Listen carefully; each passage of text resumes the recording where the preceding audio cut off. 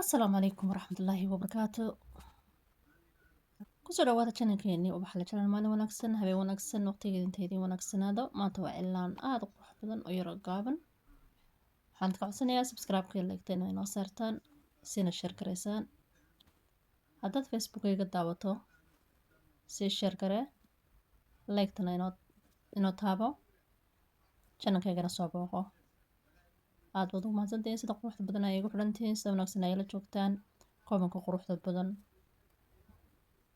iyo shaqada badan halkaa ka haysaan waan idin ogahay. Waa mahadsantihiin. Iminkana cilaankii lagu soo dhawaado. Naqshad yaro fudud ayaan maanta wadaa. Ubaxaas ayaan soo naqshadeeyey. aad ayuu u qurux badan yahay maasha Allah. waa ka heli doontaan.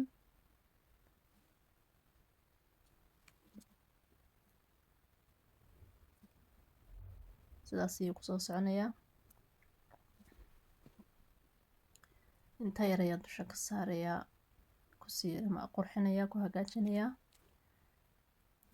haddii aad doonayso xinaha inaad barato, ila soo xidhiidh, igu soo xidhan, aynu wada barano, waynu wada practice karaynaa, dibadana waynu wada baranaynaa. soo dhawow. haddii aad hore u taqaanina ha ka hadhin. naqshadii labaad ayaan iminka bilaabay. iyadana flower-ka yar bay noqonaysaa. waxayna yara aada fudud weeyaan, yara qurux badan maasha Allah ah.